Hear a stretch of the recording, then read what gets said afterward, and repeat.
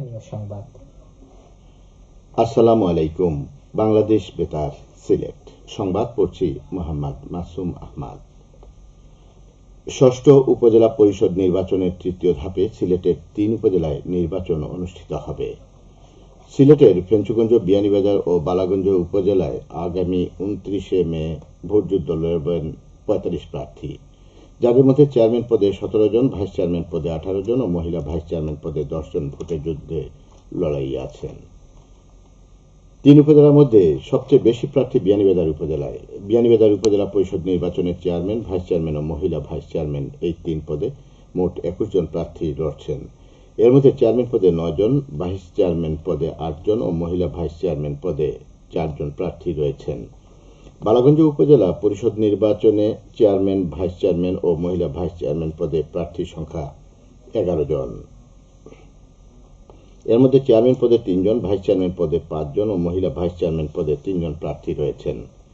ফেঞ্চুগঞ্জ উপজেলা পরিষদের নির্বাচনে ৩টি পদে ১৩ জন প্রার্থী রয়েছেন। এর মধ্যে চেয়ারম্যান পদে ৫ জন, ভাইস চেয়ারম্যান পুরুষ পদে ৫ জন এবং মহিলা ভাইস চেয়ারম্যান পদে ৩ জন ভোটযুদ্ধে রয়েছেন। এদিকে সিলেটে বিয়ানীবাজার উপজেলা পরিষদ নির্বাচনে নিয়োগকৃত প্রিজাইডিং অফিসারদের প্রশিক্ষণ কর্মশালা অনুষ্ঠিত হয়েছে। আজ বিয়ানীবাজার সরকারি কলেজ অডিটোরিয়ামে এই প্রশিক্ষণে শতাধিক ব্যক্তি অংশ নেন।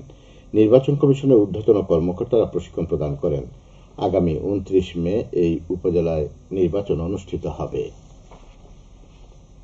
কৃষিমন্ত্রী বীর মুক্তিযোদ্ধা উপাধ্যক্ষ ড মোহাম্মদ আব্দুল শহীদ বলেছেন, বর্তমান সরকার কৃষি ও কৃষক বান্ধব।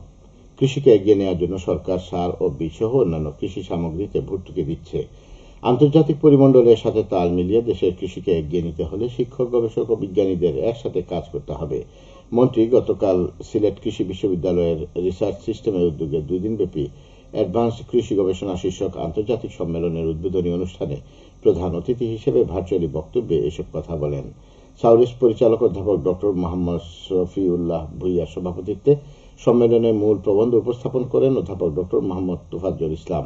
সহযোগী অধ্যাপক ড তিলক চন্দ্রনাথ ও ড ফাহমিদা ইসহাকের সঞ্চালনায় সেমিনারে প্রধান পৃষ্ঠপোষক ছিলেন সিলেট কৃষি বিশ্ববিদ্যালয়ের উপাচার্য অধ্যাপক ডাক্তার মোহাম্মদ জামাল উদ্দিন ভূঁইয়া। সম্মেলনে বিশ্বের ৪৫টি দেশের ৬ শতাধিক শিক্ষার্থী, গবেষক ও বিজ্ঞানীরা অংশ নিয়েছেন। জাতির পিতা বঙ্গবন্ধু শেখ মুজিবুর রহমানের বিশ্ব শান্তি পরিষদ কর্তৃক সর্বোচ্চ সম্মান নোবেল খ্যাত জুলিও কুরি শান্তি পদকে ভূষিত হওয়া উপলক্ষে আলোচনা সভা অনুষ্ঠিত হয়েছে মৌলভীবাজারের বড়লেখায়। আজ সকালে বড়লেখা অডিটোরিয়ামে অনুষ্ঠিত আলোচনা সভায় প্রধান অতিথি ছিলেন সাবেক পরিবেশ, বন ও জলবায়ু পরিবর্তন মন্ত্রী শাহাবুদ্দিন এমপি। বিশেষ অতিথি ছিলেন উপজেলা পরিষদ চেয়ারম্যান মোহাম্মদ শুয়েব আহমদ ও বড়লেখা পৌরসভার মেয়র আবুল ইমাম মোহাম্মদ কামরান আহমেদ। এতে আওয়ামী লীগ সহ বিভিন্ন রাজনৈতিক সংগঠনের নেতৃবৃন্দ, বীর মুক্তিযোদ্ধা সহ বিভিন্ন পেশার ৩ শতাধিক ব্যক্তি উপস্থিত ছিলেন। উপজেলা আওয়ামী লীগের আয়োজন করে। মৌলভীবাজারের কুলাউড়া উপজেলা বরমচাল ইউনিয়ন পরিষদের ২০২৪-২০২৫ অর্থ বছরের উন্মুক্ত বাজেট ঘোষণা করা হয়েছে। আজ সকালে ইউনিয়ন পরিষদের সভাকক্ষে এক সুধী সমাবেশে ইউনিয়ন পরিষদ চেয়ারম্যান খুরশেদ আহমদ খান এই বাজেট ঘোষণা করেন। এতে প্রধান অতিথি হিসেবে উপস্থিত ছিলেন ভারপ্রাপ্ত উপজেলা পরিষদ চেয়ারম্যান ফজলুল হক খান সাহেব। বাজেটে আয় ধরা হয়েছে প্রায় ৪,১৫,৬০,০০০ টাকা এবং ব্যয় ধরা হয়েছে ৪,১০,২৫,০০০ টাকা। উদ্ধৃত দেখানো হয়েছে প্রায় ৫,৩৫,০০০ টাকা। বাজেটে স্বাস্থ্য, শিক্ষা, তথ্য প্রযুক্তি, স্যানিটেশন, দারিদ্র্য বিমোচন, মহিলাদের আর্থসামাজিক উন্নয়ন ও যোগাযোগ ব্যবস্থা উন্নয়ন বিষয়ে অগ্রাধিকার দেওয়া হয়েছে। ইউনিয়ন পরিষদ এর আয়োজন করে। একদিনের ব্যবধানে পূর্বের সকল রেকর্ড ভেঙে সিলেটে বছরের সর্বোচ্চ তাপমাত্রা রেকর্ড করা হয়েছে। আর সর্বোচ্চ তাপমাত্রা রেকর্ড করা হয় ৩৭.৭ ডিগ্রি সেলসিয়াস। গতকাল সিলেটের সর্বোচ্চ তাপমাত্রা রেকর্ড করা হয়েছিল ৩৭.৫ ডিগ্রি সেলসিয়াস। এর আগে ১৬ মে চলতি বছরের প্রথম সর্বোচ্চ তাপমাত্রা রেকর্ড করা হয়েছিল ৩৭.২ ডিগ্রি সেলসিয়াস। সিলেট আবহাওয়া অধিদপ্তরের সহকারী আবহাওয়াবিদ শাহ মোহাম্মদ সজিব হোসেন জানান, আজ সকাল থেকে সিলেটে মৃদু তাপপ্রবাহ অনুভব করা যাচ্ছে। বিকেল ৩টায় সিলেটের সর্বোচ্চ তাপমাত্রা রেকর্ড করা হয় ৩৭.৭ ডিগ্রি সেলসিয়াস, যা সিলেটে এবছরের সর্বোচ্চ তাপমাত্রার রেকর্ড। আবহাওয়া অফিস জানায়, তাপমাত্রা ৩৬ ডিগ্রি থেকে ৩৭.৯ ডিগ্রি সেলসিয়াসের মধ্যে থাকলে মৃদু তাপপ্রবাহ ধরা হয়। তাপমাত্রা ৩৮ ডিগ্রি সেলসিয়াসে পৌঁছালে মাঝারি তাপপ্রবাহ ধরা হয়। সেই হিসেবে সিলেটে মৃদু তাপপ্রবাহ চলছে। এদিকে শুক্রবার ছুটির দিন হওয়ার ফলে অফিস আদালতে কর্মকর্তা কর্মচারীরা উপস্থিত না হলেও প্রচণ্ড রোদে ভোগান্তি পেতে হচ্ছে পথচারী ও খেটে খাওয়া মানুষদের।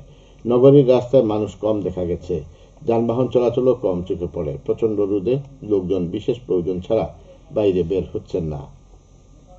খেলার খবর ফুটবল। সুনামগঞ্জের ছাতক উপজেলার মাঝপাড়া মাঠে আয়োজিত ফুটবল টুর্নামেন্টে চ্যাম্পিয়ন হয়েছে চৈতন্যনগর ক্রীড়াচক্র। গতকাল ফাইনালে তারা টাইব্রেকারে 5-3 গোলে সুতারখালী ক্রীড়াচক্রকে পরাজিত করে। টুর্নামেন্টে 42টি দল অংশ নেয়।